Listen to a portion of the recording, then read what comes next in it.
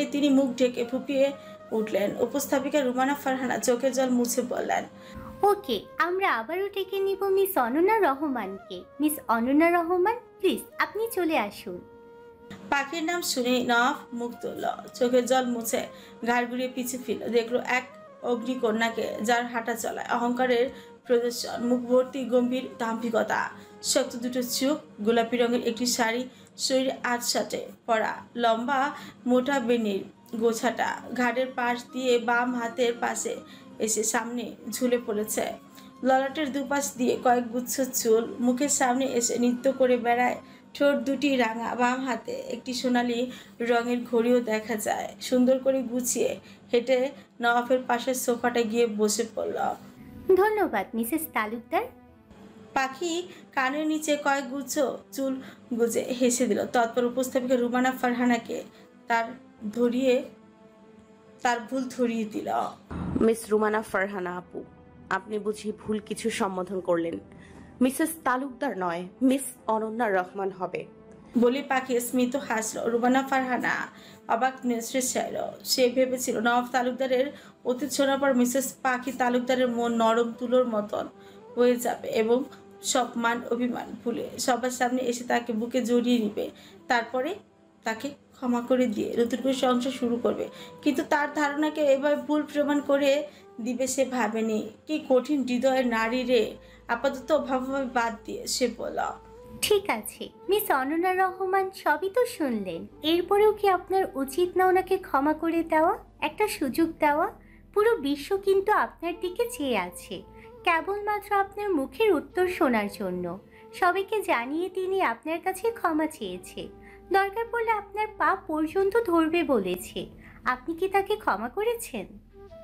পাখির সঙ্গে সঙ্গে উত্তর দিল না। কতক্ষণ কাচের গ্লাসটির দিকে অদ্ভুত দৃষ্টিকোণ তাকিয়ে রইল। তৎপর হঠাৎ করে ঠাস করে বলে উঠল, আপনার সামনের কাচের গ্লাসটি যদি আমি ভেঙে ফেলি, সেটা কি আপনি জোড়া লাগিয়ে দেখাতে পারবেন? রুমানা ফারহানা সহসা গভীর আশ্চর্য হলেন। ভাঙা গ্লাস কিভাবে জোড়া লাগাবো?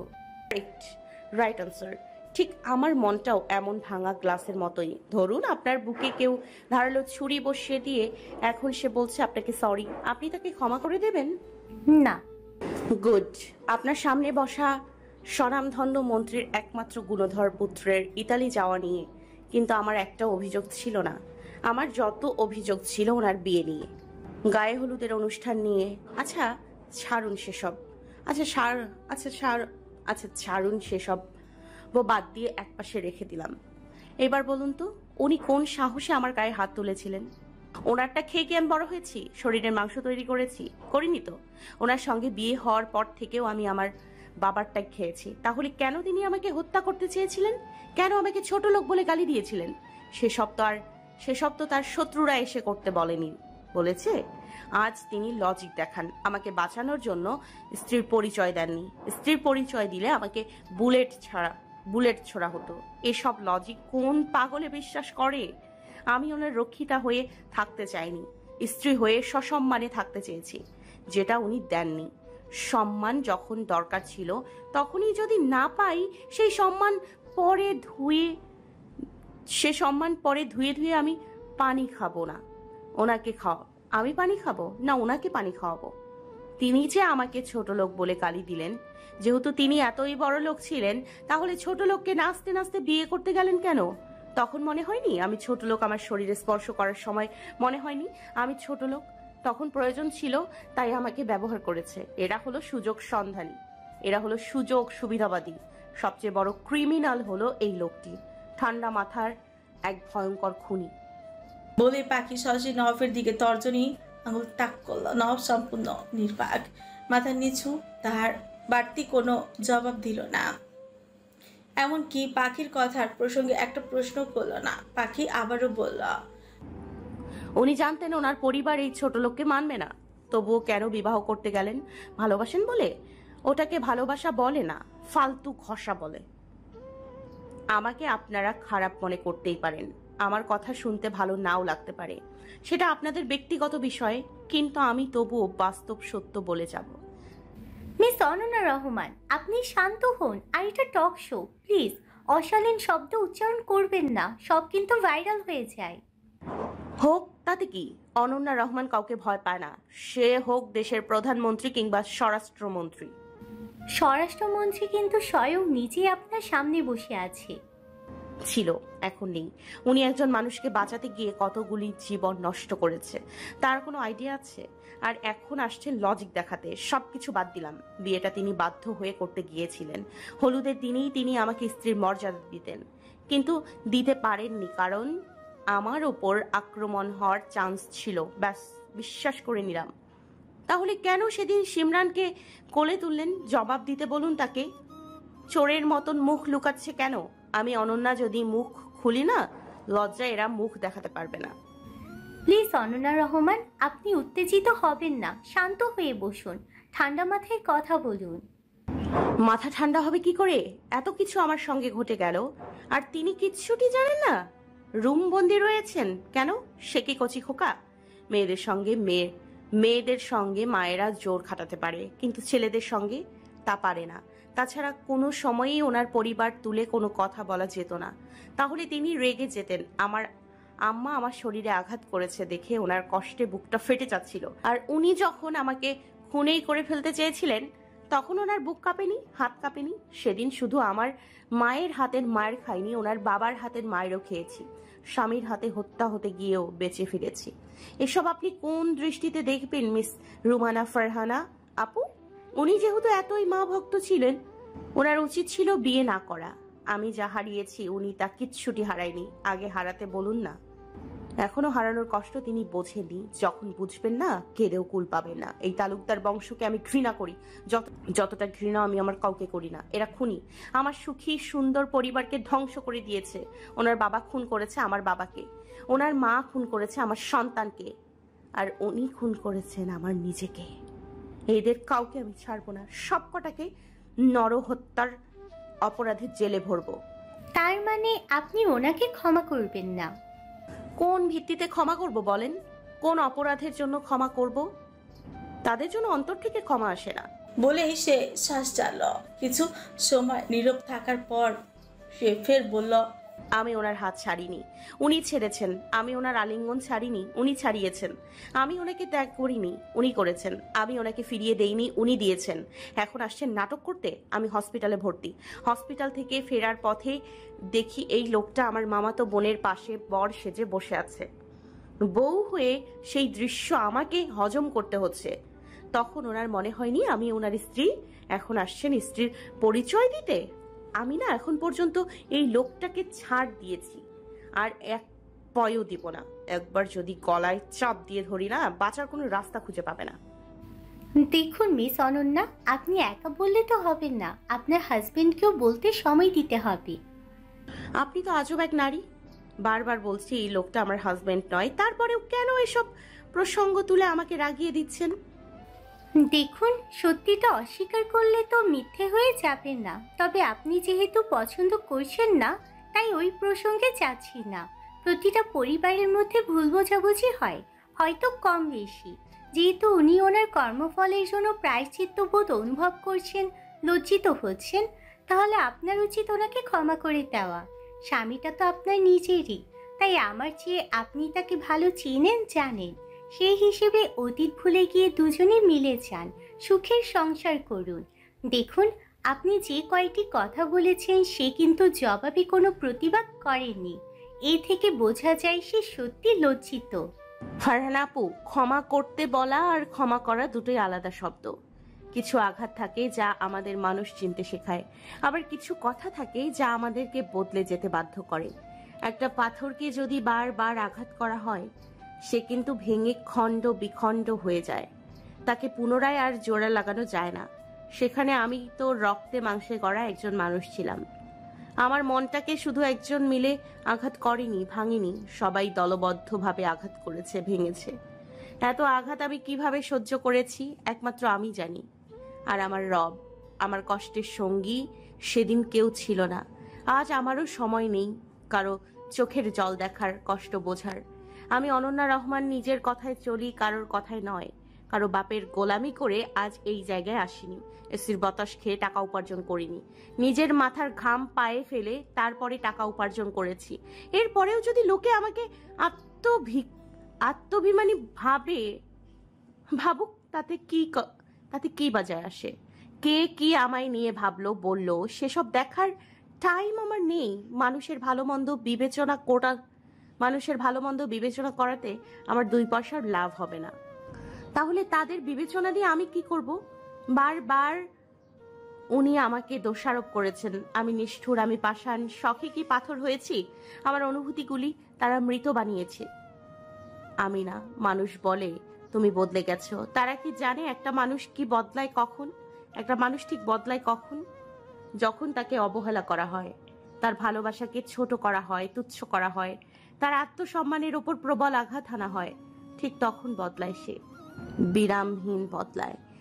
যারা আমাকে দোষারোপ করছো না, আসো আমার জায়গায়, নিজেকে দাঁড় করাও, বসাও, এরপরে বিচার করো। আমি অনন্যার পরনে তো কাপড় ছিল, তোমাদের পরনে তাও থাকবে না, এটা চ্যালেঞ্জ করে বলে দিতে পারি। ঈদের দিনের মতন দিনেও আমি মরিচ পোড়া দিয়ে পান্তা ভাত খেয়েছি। যাক, সেটা মেনে নিয়েছি, কারণ আমার রিজিকে ছিল। বলে সে একটু থামে, তপ্ত শ্বাসটুকু ফেলে নিয়ে পুনরায় বলে, ধনীরা কুরবানি দেয় কি করতে জানেন? ফ্রিজ ভরে মাংস রাখবে বলে। আর বিশ্বাসঘাতকরা ভালোবাসে কেন জানেন? কারণ মানুষকে গরু বানিয়ে কুরবানি করবে বলে। দুটোই এক, তফাৎ শুধু গরু আর মানুষ। এদের মতন ভয়ঙ্কর প্রাণী আপনি আর একটাও খুঁজে পাবেন না। বলে এসে নিঃশ্বাস নিল, তারপরে আবারও বলতে শুরু করলো, বিয়েটা যদি সত্যি নাটক হয়ে থাকে, তাহলে সিমরানকে কেন বাইকের পেছনে নিয়ে কলেজে পৌঁছে দিচ্ছেন তিনি? সিমরানকে নিয়ে কেন বিয়ের পরের দিন ঘুরতে বেরিয়েছিলেন? আবার পিকনিক করছেন, আমোদ করছেন, ফুর্তি করছেন, ঘুরছেন, ফিরছেন, আর এইদিকে আমার মৃত্যু সমতুল্য অবস্থা। তার খবর নিয়েছেন তিনি? নেননি। হ্যাঁ, আর একটি কথা, আমাকে স্কুলে বসে অপমান করা হয়েছিল, সেই খবর ওনার কানে যায়। কিন্তু আমাকে ওনার চাচার বাসার সামনে বসে মারা হয়েছিল, সেটা তিনি জানেন না। ওনার কাছে সেই খবর পৌঁছায় না। সেই আঘাতে আমার সন্তানটা পৃথিবীর আলো দেখার আগেই মরে গেল, সেসবও তিনি জানেন না। উনি জানেন কি আমার। মিস অনন্যা রহমান, এবার প্লিজ আপনি শান্ত হন, ওনাকেও বলতে টাইম দেন, আমরা 2 পক্ষেরই কথা শুনবো। ওকে, আমার নেক্সট প্রশ্নে চাপো। নাফ স্যার, আপনি কিছু বলবেন? নফ নড়ে চড়ে উঠল, টিস্যু দিয়ে চোখ দুটোর কোটর মুছল, এরপরে নরম ভেজা গলায় বলল, কি বলবো আমি? বলার মতো ভাষা খুঁজে পাচ্ছি না। আদৌ কি বলা উচিত? অপরাধীর সর্বোচ্চ কাঠগড়ায় যে দাঁড়িয়ে আছি, আজ আমি সম্পূর্ণ নিরুপায়, অসহায়। তিনি থামেন, হতাশাজনক গভীর শ্বাসটুকু গিলে নেন, পর মুহূর্তে আবার বলেন, তিনি শুধু আমাকে ঘুরতেই দেখেছেন, হাঁটতে দেখেছেন, দেখেননি রাতের আধারে ওনার বাড়ির সামনে গিয়ে ঘন্টার পর ঘন্টা দাঁড়িয়ে নির্ঘুম রাত্রি পার করা, ওনার সঙ্গে দেখা করার এক বুক তৃষ্ণা সুতীব্র আকাঙ্ক্ষা নিয়ে ছটফট করা, দিনের পর দিন একটু চোখের দেখা দেখার জন্য মাতলামি করা, রাতের আধারে ওনার সঙ্গে দেখা করতে গিয়ে ওনার আম্মার হাতে চড় খাওয়া। এটা কি তিনি জানেন? জানেন না। ওনার আম্মা আমাকে সেদিন দূর দূর করে তাড়িয়ে দিয়েছিল, এসবও কি তিনি জানেন? হয়তো না। সেদিন তারা আমার বাড়ি থেকে যাওয়ার ঠিক 5 মিনিটের মাথায় আমি মির্ধাবাড়ি এসেছিলাম ওকে নিতে। সেদিন তার আম্মা আমাকে বাড়ির ভিতরে ঢুকতে তো দেয়নি, উল্টো গেট তালা মেরে রেখেছিল। আমি সব ওকে খুলে বলতে গিয়েছিলাম, ওকে ফিরিয়েও আনতে গিয়েছিলাম, কিন্তু সেই সুযোগটুকু আমাকে দেওয়া হয়নি। বলে তিনি নীরব হয়ে যান, চোখের জল মুছে নেন, এরপরে পুনরায় শুরু করেন, দোষটা আমার বেশি ছিল, স্বীকার যাচ্ছি। তবে এটা অন্তত সত্য, আমার পিতা তার পিতাকে হত্যা করেনি, এমনকি তাদের উপর আক্রমণ করতে লোকও পাঠায়নি। যদি তার আব্বাকে হত্যা করার হতো আরও আগে করত, কারণ আমার পিতা কাজল রেখা আন্টিকে প্রাণের চেয়েও বেশি ভালোবাসতেন। তার ক্ষতি হোক কিংবা অসম্মান হোক তিনি কখনো চাননি। এমনটা করলে সবার আগে খবর প্রথমে আমার কাছে পৌঁছাতো, সেটা আসেনি। এটা একটা গভীর চক্রান্ত ছিল, গোপন ষড়যন্ত্র, যা আমার পরিবারকে ফাঁসানো হয়েছে। কে করেছে কাজটা আমার জানা আছে, আর কেন করেছে তাও জানি না। আর যদি আমার পিতা সত্যি এমন কাজের সঙ্গে সংযুক্ত থেকেও থাকে, তাহলে তাকে আমি নওয়াব তালুকদার নিজ হাতে হত্যা করব। এটা নওয়াব তালুকদারের তার নিজের সঙ্গে নিজের করা প্রতিজ্ঞা। বলে তিনি দম টানেন, উঠে যান, পাখির সামনে হাঁটু গেড়ে বসে পড়েন। ছলছল নয়ন দুটো নিয়ে পাখির মুখোপানে চাইলেন। ওর হাত দুটি স্পর্শ করতে গেলে পাখি তড়ি ছড়িয়ে নেয়, ওনার থেকে পুরোপুরি মুখ ঘুরিয়ে নেয়। তিনি চক্ষু ভর্তি জল নিয়ে হাসেন, তারপর অপরাধীর ন্যায় মাথা নত করে নিয়ে বলেন, আমি আপনার কাছে নিজেকে আত্মসমর্পণ করছি মিসেস তালুকদার। আপনার ভালোবাসার বিরহ বিচ্ছেদের কাছে আমি হেরে গেছি। এই নওয়াব তালুকদার আপনার কাছে আত্মসমর্পণ করছে। তাকে আরেকটা সুযোগ দেন। এবার যদি সে আপনার বিশ্বাস ভাঙে, ভরসা ভাঙে, তাহলে নিজ হাতে তার বুকটাতে খঞ্জর ঢুকিয়ে ঝাঁঝরা করে দিয়েন। তবুও আমার প্রতি একটু সদয় হন। আমি আর পারছি না, ক্লান্ত হয়ে গেছি। বলে তিনি দু চোখের জল ছেড়ে দিলেন। প্রবল জলের জন্য অবরুদ্ধ গলা দিয়ে কয়েক মুহূর্ত ধরে কথা বলতে পারলেন না। নিজেকে সময় দিলেন। এরই মধ্যে পাখি কোনো জবাব তুলল না, সম্পূর্ণ নীরবই রইল। কিয়ৎক্ষণের পর ক্রন্দনরত মুখে শ্বাস টানেন তিনি, নাক টেনে ঠান্ডা হৃদয় স্পর্শী স্বরে ডাকেন, লক্ষ্মীটি, ও আমার লক্ষ্মীটি। বরের প্রতি এত রাগ, অভিমান, ক্ষোভ জমিয়ে পুষে রাখতে নেই লক্ষ্মীটি। সৃষ্টিকর্তা নারাজ হবেন যে। কথাটি শেষ করে আবারও কাঁদলেন তিনি। পাখির পায়ের উপর ওনার চোখের জল চপচপ করে পড়ছে। পাখি হাসে। রোমানা ফারানা অবাক হয়ে তাকালো। আপনি হাসছেন? কি করব, হাসি পাচ্ছে যে। উনি আপনার স্বামী মিস অনন্যা। এমনভাবে কোনো পুরুষ তার প্রিয় নারীটির কাছে আত্মসমর্পণ করবে না, ক্ষমাও চাইবেন না, যদি না সে সত্যিকারের ভালোবাসে। প্লিজ আপনি ক্ষমা করে দেন ওনাকে। এমন করে কে আছে আপনাকে ভালোবাসবে বলুন? কেউ না। শত শত লোক এটাই চাইছে। আপনারা আবার এখন একটা সুখের সংসার করুন। মানুষ তো কত কিছুই চায়, কজনেরটা আমি পূরণ করব। যেখান থেকে মন উঠে গেছে সেখানে দেহ সপে কি লাভ। পাখির কথা শুনে শক্তপোক্ত লোকটা অশ্রুসিক্ত নয়নে ছট করে ওর দিকে মুখ তুলে চাইল। পাখি হাসে নৈশব্দ হাসি। এরপরে নওয়াফের উদ্দেশ্যে বলল, মিস্টার নওয়াব তালুকদার, আপনার প্রতি আমার মায়া লাগে না, বিশ্বাস করুন, এক বিন্দুও কষ্ট হয় না। তবে আফসোস লাগে, বড্ড আফসোস। দিন দিন আপনি নিজেকে কোথায় নামিয়ে নিয়ে যাচ্ছেন জানেন? আপনার ব্যক্তিত্বের সঙ্গে এসব যায় না। আপনাকে ফ্রিতে একটা জ্ঞান দেই, এসব পাগলামি ছাড়ুন আর নিজের পরিবারের পছন্দ মতন মেয়ে দেখে বিয়ে করে সংসার করুন। অযথা কেন সময় নষ্ট করছেন? তিনি টলমল চোখে ওর মুখটার দিকে চেয়ে থাকেন, মুখ ভর্তি জল নিয়ে বলেন, তুই আমাকে কোনো দিনও ক্ষমা করবি না রে কলিজা। ওনার শেষাংশ কথার তীব্র অসহায়ত্ব বোধ ও ভাঙা ভাঙাই শোনালো। গলাটা কেমন যেন লাগলো। পাখি ঠিক আন্দাজ করতে পারলো না, তবে অনুমান করছে তার বুকটা কেমন যেন মুচড়ে উঠল। কষ্ট লাগলো, কিন্তু কেন লাগলো? এত মায়া কিসে লোকটার প্রতি? কেন মায়া? আঘাত কি পেয়েছে লোকটা বেশি? আঘাত পেয়েছে কি লোকটা? হয়তো তার এমন অশান্তি লাগছে কেন? সে নিজেকে স্বাভাবিক করতে চায় কিন্তু পারে না। বুকের ভেতরটা ভেতরে ভেতরে চিনচিন করে, বুকের ভেতরে ভেতরে চিনচিন করছে। সে কিছু সময় ধরে নিজেকে নিয়ন্ত্রণ করে নিয়ে বলল, যেখানে সবকিছু শেষ করে দিয়ে এসেছি সেখানে পুনরায় ফিরবার কোনো আগ্রহ ইচ্ছে আমার নেই। যাকে চোখে অশ্রু খুইয়ে সেদিন পাইনি তাকে হেসে মুক্ত করে দিয়ে এসেছি। এসব বলতে তোর বুক কাঁপলো না? কাঁপে না তো? কেন কাঁপবে? সত্যি কথা বুক ফুলিয়েও বলতে পারবো। কিভাবে ক্ষমা চাইলে তোকে আরো একবার পাওয়া যাবে বল না রে কলিজা। যদি বলি পাওয়াই যাবে না? তিনি মুখটা উঁচু করে ওর মুখটার দিকে কিয়ৎক্ষণ চেয়ে থাকেন। আচমকা পাগলের মতো একা একা হাসেন। হাসতে হাসতে ওনার ধূর্তমান চোখ দুটো জলের স্রোত নামে, সেই জল কষ্টের ব্যর্থতার। এরপর হাসি থামিয়ে বুক ফুলে দম নেন তিনি। পাখি অবাক নেত্রে আর চোখে এক পল তাকায়। পরক্ষণেই সঙ্গে সঙ্গে দৃষ্টি সরিয়ে নেয় ওই মুখটার দিকে। সে বেশিক্ষণ তাকিয়ে থাকতে পারে না, কেমন যেন ভেতরে কষ্ট অনুভব হয়। বেশ কিছুক্ষণ পর লোকটা ঠান্ডা মস্তিষ্কে নরম ভেজা গলায় পাখির কথা জবাব দিল, আমি ভাগ্যে বিশ্বাসী। সৃষ্টিকর্তা তোকে যদি আমার ভাগ্যে লিখে রেখে থাকে আর আমার ভালোবাসা যদি সঠিক হয়ে থাকে, তাহলে তুই আবারও আসবি আমার জীবনে ফিরে। তোকে আসতেই হবে।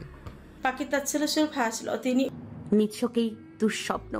ওর মুখটা দেখেন, এরপরে এক টুকরো হেসে উত্তরে জবাব দিলেন। স্বপ্ন দেখি তো মানুষ বাঁচে। পাখি ওনার সরল মুখশ্রীর দিকে কিয়ৎক্ষণ গভীর চোখে তাকিয়ে থাকে, এরপর ছট করে বলে, যেদিন থেকে আপনার ওই মুখটি আর দেখতে হবে না, সেদিন আপনাকে ক্ষমা করে দিব। তিনি নিচু দাম্ভিক বদনে এক টুকরো আবারও হাসলেন, এরপর চোখ তুলে সরাসরি চান মায়াবী ও স্নিগ্ধ মুখটির দিকে, তারপরও ওই জবাবের উত্তর দেন। তাহলে তোর আর আমাকে ক্ষমা করা বুঝি হলো না? কারণ তোর পিছু নওয়াব তালুকদারের দেহ ছাড়লেও তার আত্মা কখনো ছাড়বে না। সে সর্বদা তোর পিছু নিবেই। পাখিকে হাতের ইশারায় দেখিয়ে দিয়ে বলেন, এই নারীটি আমার শখেরও বড্ড প্রিয়। তার কাছে আত্মসমর্পণ করাটা দোষের কিছু না। তার কাছে নত হওয়াটা আত্মসম্মান বিসর্জন দেওয়া না। একটা কথা মনে রাখবেন, পুরুষরা যখন কাঁদে তখন তারা কারণ ছাড়া কাঁদে না। বুঝতে হবে তাদের ভেতরে আর ধৈর্য নেই, নিজের ভেতরের কষ্টগুলির ভার সহ্য করার সক্ষমতা নেই, যার জন্য অশ্রু ভিতর থেকে উপরে ঠেলে আসে। তখন সে কাঁদে। যারা আমাকে নিয়ে মিথ্যে গুঞ্জন ছড়াচ্ছ ছড়াও, একবার শুধু আমার হাতের সামনে পইরো, গলায় পাড়া দিয়ে জ্যান্ত পুঁতে ফেলবো। বলেই তিনি পুরোপুরি থেমে গেলেন। ধন্যবাদ স্যার, চমৎকার কথা বলেছেন আপনি। শুনে ভীষণ ভীষণ ভালো লাগলো। শত শত মানুষের মধ্যে যে ভুল ধারণা পোষণ করা ছিল, আশা করি দ্রুত তা মিটমাট হয়ে যাবে। এরপরও যারা আপনাকে দোষী সাব্যস্ত করবে, ব্যক্তিত্বহীন, আত্মসম্মানবোধহীন বলবে, প্রকৃতপক্ষে তারা নিজেরাই ব্যক্তিত্বহীন। ধীরে ধীরে আমরা অনুষ্ঠানের শেষের দিকে চলে এসেছি, সেই সঙ্গে সময়ের গতিও যেন প্রায় শেষ। এখন আর ব্যক্তিগত প্রশ্নে যাব না। আমি চাই শেষটা সুন্দর হোক, মনে রাখার মতন হোক। স্যার, একটা অনুরোধ করছি, আপনার মিসেসের উদ্দেশ্যে 2 লাইন গান হয়ে যাক। অবশ্যই।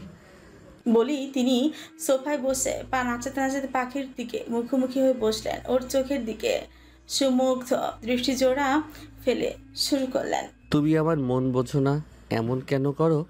আমারে কান্দাইয়ারে বন্ধু, কার 2টা হাত ধরো? আমারে কান্দাইয়ারে বন্ধু, কার 2টা হাত ধরো? ধন্যবাদ স্যার, খুবই সুন্দর হয়েছে। এবার আমরা মিস অনন্যা রহমানের কাছে যাব। মিস অনন্যা রহমান, ছোট্ট করে 2 লাইন প্লিজ, সময় কম। পাখি এক ফোঁটা হাসল, ঠিক আছে। বলে মাথা ছাকালো। সাহসা সে নিজের চোখ দুটি বন্ধ করে নিল। চোখ দুটি ফুরে অধরে ফাঁসে ফাঁসে ফুটে উঠল শরীরা শ্রুতি মধুর ধ্বনি। গানের শেষে রুমানা ফারহানা 2 হাতে করতালি দিলেন, সেই সঙ্গে নওয়াব তালুকদারও। অসাধারণ মিস অনন্যা রহমান, আবারও মুগ্ধ হলাম আপনার গানের গলা শুনে। নওয়াব স্যারকে গান শুনিয়ে পাগল করেছেন, তাই না? যদি কখনো সুযোগ হয়, আমি কিন্তু আপনার শোরুমে চলে আসব। মন ভরে মার্কেট করব, আপনার কাছে হাত ভর্তি মেহেদি পরব, আর আপনার খালি গলায় সুন্দর সুন্দর গানগুলো সব শুনবো। অবশ্যই, যে কোনো সময় চলে আসতে পারেন। আচ্ছা, এবার আমরা কিছু কমেন্ট পড়ব। শারমিন সাথী ঢাকা থেকে লিখেছেন, অনন্যা আপুর গলা ভীষণ সুন্দর ও মিষ্টি। তাকে নওয়াব তালুকদারকে ছেড়ে দিয়ে আমাদের কাছে চলে আসতে বলুন। তাকে আমার ভীষণ পছন্দ হয়েছে। আমার ভাইয়ের বউ বানাবো, আর সারাক্ষণ বসে বসে তার খালি গলার গান শুনবো। আমার ভাই কিন্তু মেজর। কমেন্টটি পড়ে রুমানা ফারহানা হো করে হেসে দিলেন, সেই সঙ্গে পাখিও। নওয়াব হাসল, তবে স্বল্প। রুমানা ফারহানা হাসতে হাসতে জবাবে উত্তর দিলেন, বরের সামনে বসে বউকে বিবাহ প্রস্তাব দিচ্ছ? জানো তার সম্বন্ধে কিছু? তোমার ভাইকে শুদ্ধ তোমায় পিটিয়ে আসবে। ওকে, নেক্সট কমেন্টে যাব। যশোর থেকে সাথী আক্তার লিখেছেন, দুজনের জন্য কষ্ট হচ্ছে। রুমানা আপু, ওনাদের ধরে বেঁধে হলেও সংসার করিয়ে দাও, এত কষ্ট মানা যাচ্ছে না। রুমানা উত্তর দিল, লাভ নেই আপু, একজনে গরম অপরজনে নরম, শেষে আবার আরেক কাণ্ড বাঁধিয়ে বসবে। আরফিন শুভ কুমিল্লা থেকে লিখেছেন, নওয়াব স্যারের জন্য কষ্ট হচ্ছে, আমরা চাই পাখি ম্যামকে ওনার সঙ্গে একসঙ্গে দেখতে। রুমানা ফারহানা জবাবে উত্তর দিলেন, দোয়া করো ভাই, তোমাদের ম্যাডামের মনটা যেন নরম হয়ে যায়। তুলি শাইলা লিখেছেন।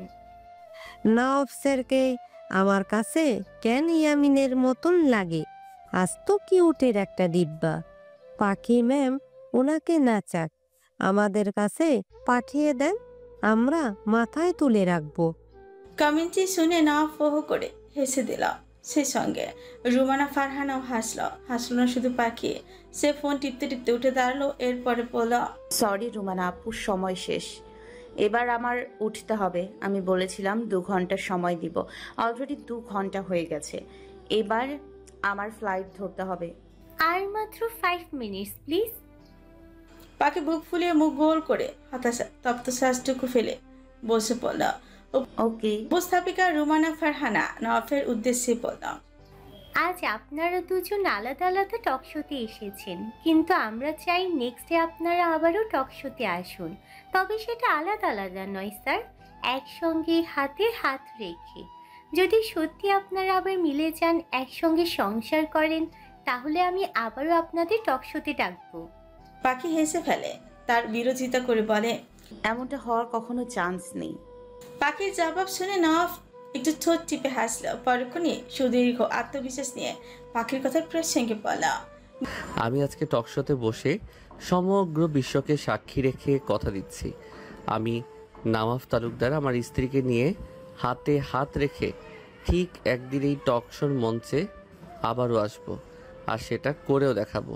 সেদিন আমার মুখে থাকবে এক মুঠো বিশ্বজয়ী হাসি, কারণ শেষ হাসিটা আমিই হাসবো। আমিন আমিন আমিন, আল্লাহ দোয়া কবুল করো। বলেই রুমানা ফারহানা স্মিত হেসে থামলেন। পরক্ষণে আবার বললেন, ওকে ধন্যবাদ স্যার, আপনি আপনাদের মূল্যবান সময়টুকু দেওয়ার জন্য। সেই সঙ্গে আরও ধন্যবাদ জানাই অজানা প্রশ্নগুলির উত্তর দেওয়ার জন্য। সর্বশেষে বলবো, আপনারও আপনাদের জন্য শুভকামনা রইল। আর আপনার নিষ্ঠুর নারীর মনটা যেন সৃষ্টিকর্তা কোমল করে দেন, আর দুজন একসঙ্গে আবারও আমার সঙ্গে টকশোর মঞ্চতে আসতে পারেন। আপনাকেও ধন্যবাদ। নেক্সটে ইনশাল্লাহ আবার দেখা হবে আমাদের, চিন্তা করবেন না, তখন দুজন একসঙ্গে আসবো। আমরা সকলে সেই প্রত্যাশাই করি। এবার মিস অনন্যা রহমানের কাছে যাচ্ছি। ধন্যবাদ ম্যাম, এত ব্যস্ততার মধ্যে দিয়েও আমাদেরকে মূল্যবান সময়টুকু দেওয়ার জন্য। সেই সঙ্গে শুভকামনাও রইল। আজ এই পর্যন্ত। বিনিময় পাখিও হেসে ধন্যবাদটুকু দিয়ে বিদায় নিল। গরমের তীব্রতা কমে গিয়ে ধরণী জুড়ে শীত শীত আবহাওয়া নেমেছে। দুপুরের দিকে একটু গরম থাকলেও রাত্রে আর সকালের দিকে শীত শীত একটা ভাব পড়ে। পাখি সেই সকালে স্কুটি নিয়ে বেরিয়ে গেছে। সামনে তার ফাইনাল পরীক্ষা, পহেলা বছরের প্রথম দিকে।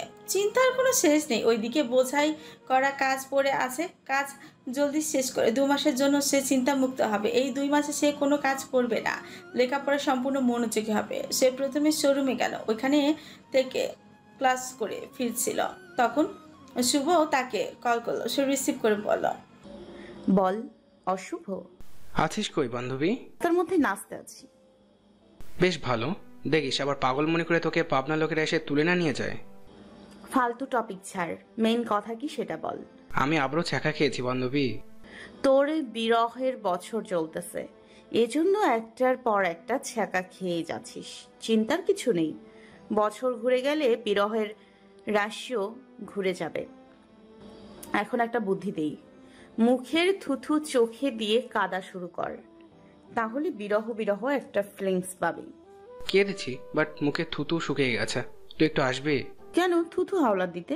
বান্ধবী তোরা আর ভালো হবি না, জানিস আমার বিরহের সিজন চলছে। আছিস কই? তন্ময়দের বাড়ির উঠানে। ওখানে মরতে গেলি কেন? মরতে যাই নাই তো, তন্ময় মরতে ডেকে আনছে, আমাকে ডেকে ভালো ভালো সলিউশন দিচ্ছে, কিভাবে মরলে আমার কষ্ট কম হবে, বিনা পরিশ্রমে তাড়াতাড়ি মরতে পারবো। তুই আয় একটু তো, আমি এগুলো বুঝতে পারছি না। ফাজিল, ফোন রাখ, আমি আসতেছি। বলে শুভ মুখটা কাঁদো কাঁদো করে নিল। পাখি ঠিক 8 ঘন্টার মাথায় তন্ময়ের বাসার সামনে গিয়ে পৌঁছালো। সন্ধ্যা রাত্রি তখন। উঠানের মাঝে চেয়ার পেতে বসে আছে তন্ময় আর শুভ। ওদের সামনে একটি টেবিল, টেবিলের উপর একটি লণ্ঠন নিভু নিভু জ্বলছে। পাখি গিয়ে ওদের সামনে চেয়ার টেনে বসে পড়ল। টেবিলের উপর নজর পড়তেই দেখলো ছুরি, হারপিক, ব্লেড, ইঁদুর মারার বিষ আরেকটি কৌটায়। কি সে জানে না, কৌতূহলবশত শুনেছে। সে জিজ্ঞেস করল। এসব কি তন্ময়? তন্ময় না জানার ভান ধরল। চোখ থাকতে অন্ধ নাকি তুই? তোর সামনে দেখতে পাচ্ছিস না